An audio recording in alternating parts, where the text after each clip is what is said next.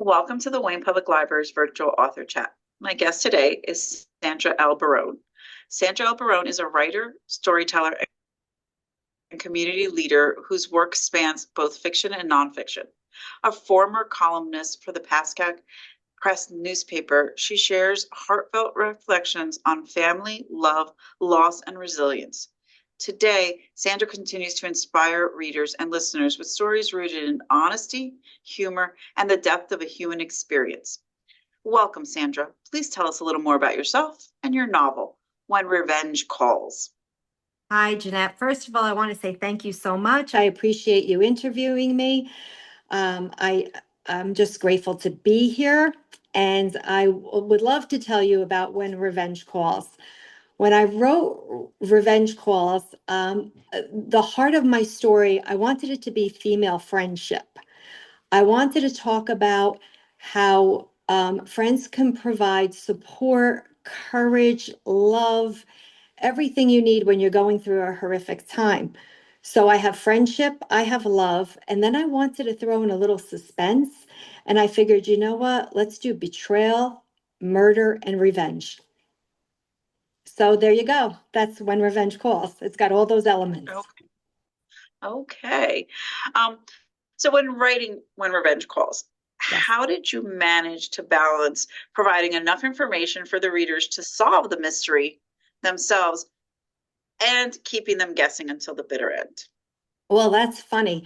There were so many twists and so many turns that I just was throwing in there all these little bits to try to see if it worked. And I wasn't sure if it truly worked until I was sitting with a group of women in the North Haledon Library. And there was one woman who kept insisting that she thought on the last page that my Samantha was going to be murdered by somebody else. And she says to me, and I know he's going to be after her in book two.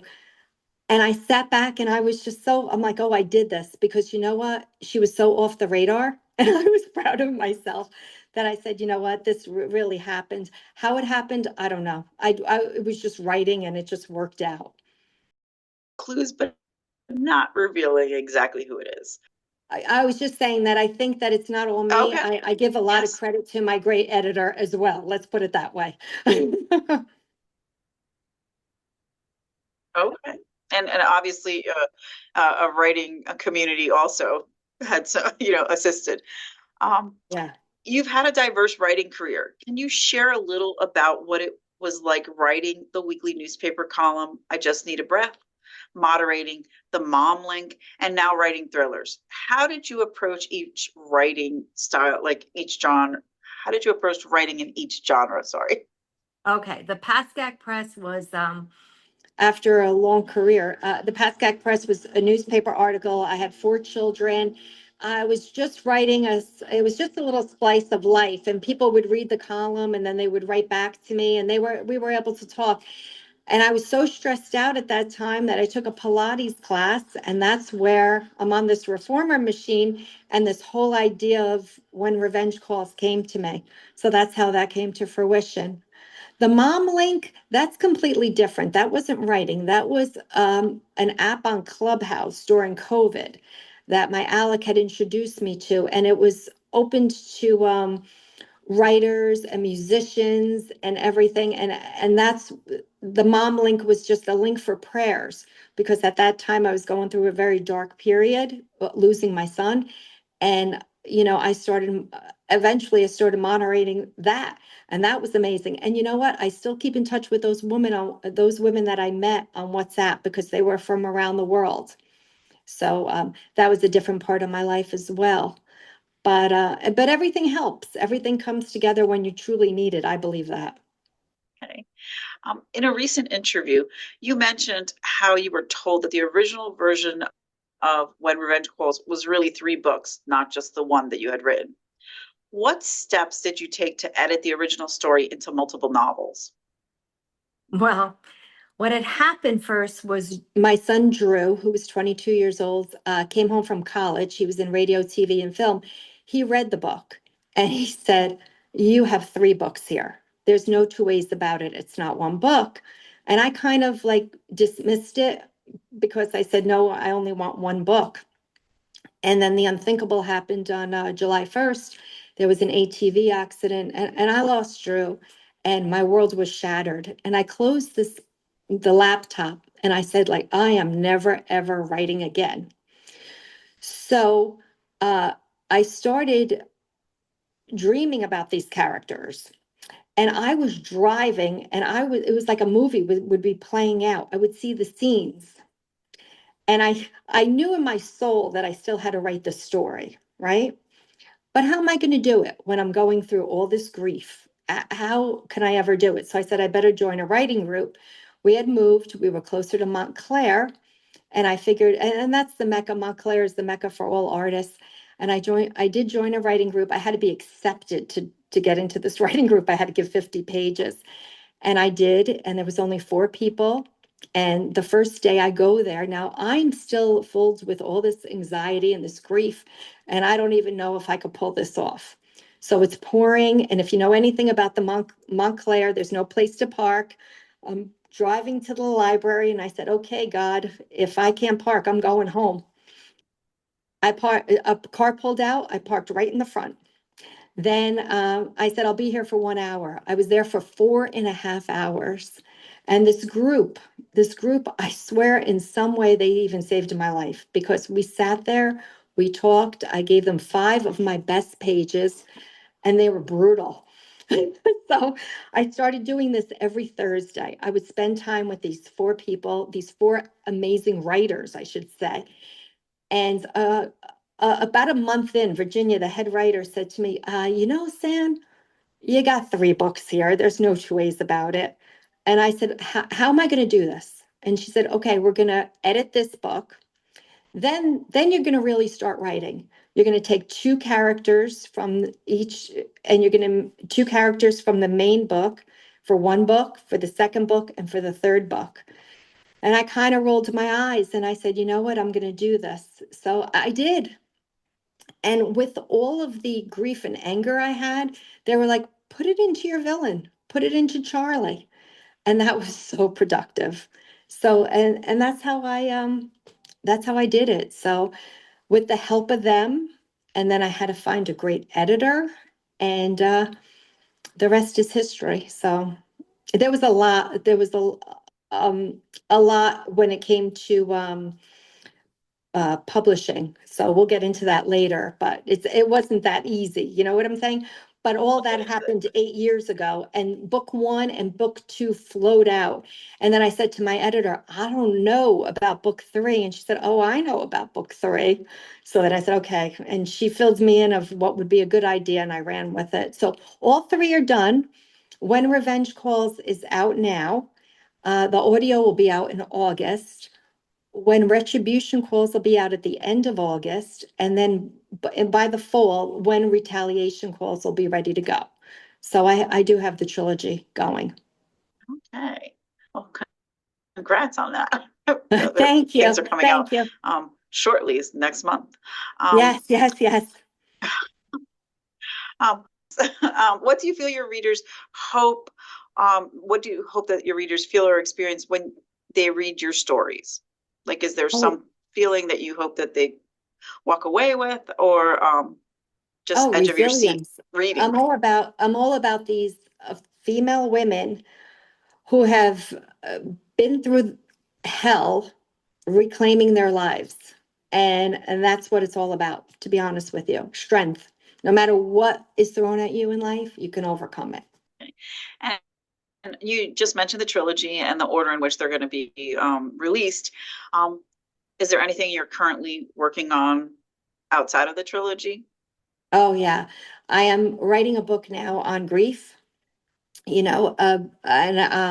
I'm collaborating with my daughter because losing a child is horrific, but also losing a sibling is equally horrific. So we're doing this, and it's a necessity, because even though you have this hole in your heart, you still can have joy in your life. You still can go on your journey. You can still do what you want to do and what you have to do and what you love to do.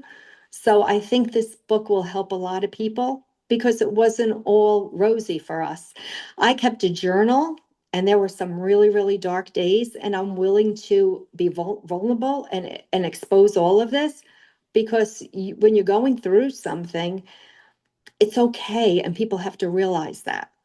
But when you come out the other end, sometimes it could be amazing. And that's what I just want to tell people, that you can have hope and your life can go on. So, as I mentioned earlier, before we started, I break these interviews up into three different parts. We talk about the book, but then we also talk about writing in general and publishing. So, can you describe your writing process from idea to finished manuscript? Yeah, I could even give you, because right now I'm doing the book.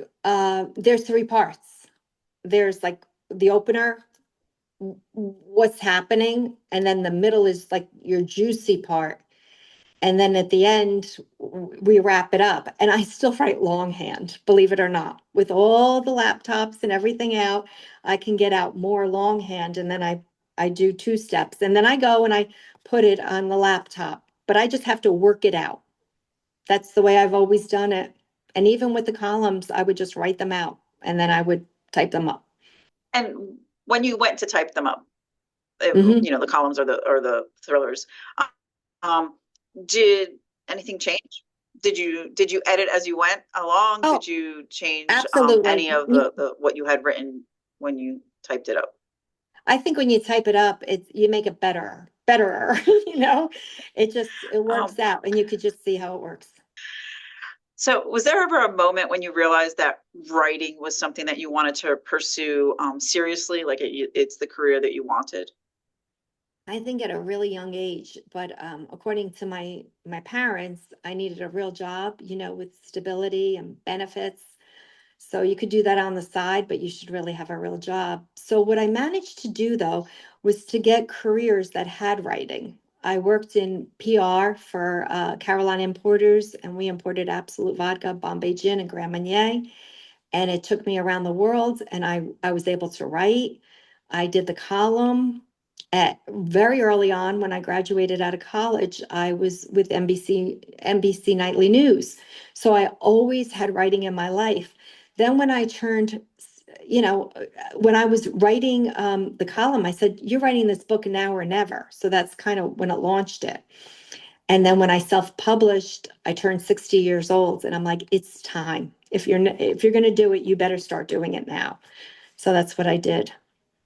But way back when, I want to tell you the story about publishing, because it's kind of crazy. Because my motto in life is, when a door shuts, another one is really going to open. I really thought that I was going to go with an agent. And the book was done. I went to a writer's conference. I pitched it, and she said, send me everything, send me the full manuscript. And that was like Thanksgiving one year. And I'm like, oh my gosh, this is it. It's done. And then 6 months later, it's like, this isn't a good fit for me. She's looking for romance. I'm talking about murder. I said to her, why? Why did you sign me? And she said, oh, I liked you. I'm like, that's not good enough. That is not good enough. So we parted. She's a wonderful person, but we just weren't on the same page. And then I tried again. And then somebody said to me, hey, listen, just self-publish.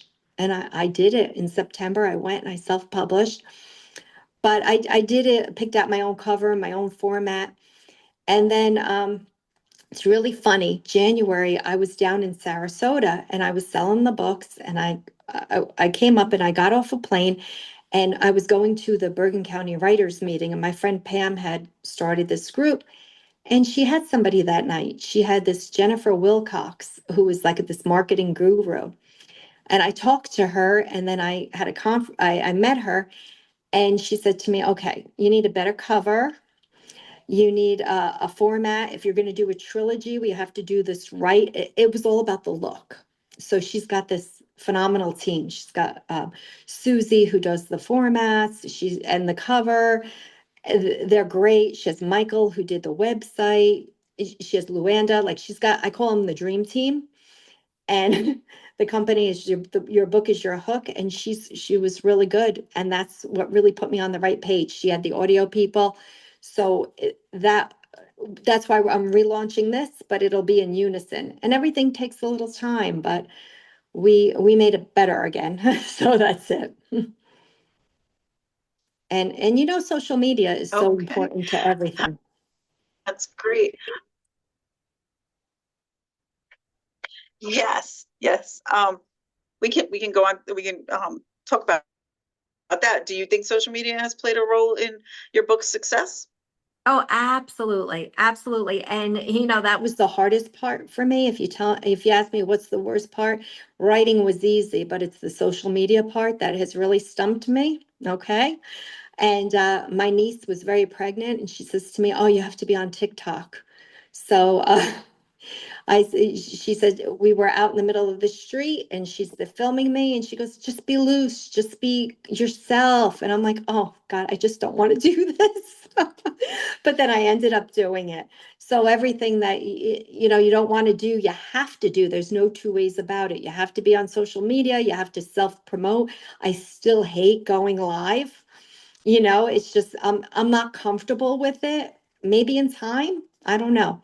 Usually as writers, you're introverts and it's a little tough sometimes to put yourself out there, but it has to be done. There's no two ways. That's the life now. That's how you're going to sell books. That is very true. That is very true. Mhm. I mean, not the only way. As a librarian, I have to, say that the traditional ways we still like that's how we find our books. Oh yeah, yeah, no, But definitely. we do go beyond. No, We're and always yeah, oh, absolutely. I know. But my mother introduced us to the library. My mother still goes to the library. Her first book club was with her sisters in the backyard. And it was Danielle Steele at that time, and they would talk and my daughter goes to the library. We still all take our books out from the library. we love to hear that. We love to hear that. Yes. Um, so you were talking about your publishing journey. Was there something important, like an important lesson that you learned by going through the journey? Something that you want to like share with the new writers that want to know a little bit more about how you got your work published? Yeah, don't be so thick-headed. I mean, like I learned a lesson. I was so determined to have an agent. I had to have an agent, I had to have an agent. But there's other ways to publish. So go with your gut. And when something is not working for you and that door is shut, like I said, go through there's another venue. There's something better out there for you. Rejection is just redirection. And trust me, you're going to get rejected a lot when you're a new writer. A Okay, lot. that is true. Yeah. Very true. Um, what was the best piece of advice that you received with regard to your writing? Just keep writing every day. There's no two ways about it. Just find time every day and just keep writing and keep going and surround yourself. And go to writers' conferences. I go to a lot. I was just in Nantucket for a book festival. They were having a heat wave in Nantucket, and here we are in this Methodist church with no air. And the best writers in this country were sitting up there every hour on the hour, just talking about their process. And there was a nugget. There was this like golden nugget from each one of them of what to do and how to do it. You have to keep going to these conferences and you have to keep learning. I am 60 years old and I'm still learning every day about what I need to do. Or, somebody said for social media, you should get interns, you should do this, you should do that. It was just opened up a whole different world for me, just sitting and learning from them. And that book festival, I had everybody there. Ellen Hildebrand, um, Adriana Trigiani, like everybody, Alice Hoffman, everybody was there. It was wonderful. And Patchett, it was just amazing to be able to talk to them and ask them questions. And that's where you want to be. You want to be there and you want to learn. And there's good conferences and not so good conferences. So be choosy about where you're going. And as a writer, read. Go to the library, take out books, and just keep reading because you have to read. Great pieces of advice. Thank you. Um, what role you mentioned that you the editors have played a role in your writing process. Do you use beta readers or your critique partners? Do any of them play a role in your writing process? In the beginning, yes. When I was in Montclair, I really did that. But now, I use the editors, but not before. I shouldn't say that. In the beginning, yeah, I used the beta readers in the beginning for When Revenge Calls, but for the book 2 and book 3, I haven't done that yet. But I have in the past. So, and it helps. It helps. It helps to get feedback. So, what was the most rewarding part for you about writing When Revenge Calls? The most rewarding part, I was just thrilled I had it done. That I'm proud of it, that it's done, that it came out the way I wanted it to.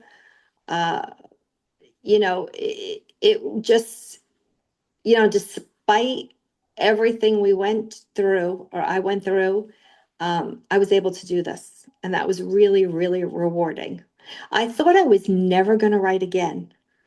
And then I sat there and I was at a book signing and I'm like, wow, I was able to do this by the grace of God. That's all I could say, you know? And is there one piece of advice that you would give a new writer that's just starting out? Is there any one piece of advice? Don't give up. Don't give up. There's a story to tell. If you feel in you that you have a story to tell, a memoir, anything, just tell it, just start writing it. Somebody told me, well, there's a million books out there. Well, so what? You have 1,000,001. Just put it out there. So I tend to end with a final question. My final question to you, Sandra, is what do you always want to talk about in an interview but never get to? I don't care how old you are. You can do anything you want to.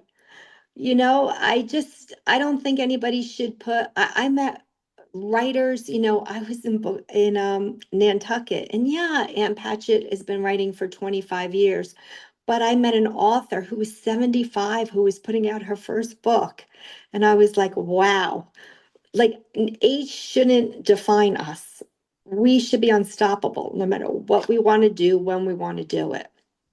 And that's what I want to just say. So, um, so we do have a comment. You can probably read it, but this um, one of the participants, Christine, it says, "This is so inspiring, Sandra. Thank you. I love When Revenge Calls." Oh, thank you, Um, Christine. Oh, thank you to all my if listeners. I no one appreciate you has any guys. questions, thank you to Sandra for being here this morning. Best of luck with When Revenge Calls, and with the audio that's coming out next month. And the title of the second book again is that is also coming out next month. When Retribution Calls. Okay. Okay. And that is also coming out next month. So both of those will be available. When Revenge Calls is already available. We do have a copy in the library. If anybody wanted to check it out. And the sequel is coming out next month. Thank you again for being here. And as I said, best of luck with your writing and with all. Thank you so much. Thank you. And I would just want to say, if anybody wants to check out my website, it's sandrabarone-author.com. And I just appreciate you, Janette, for interviewing me, and everybody watching today. Have a great day.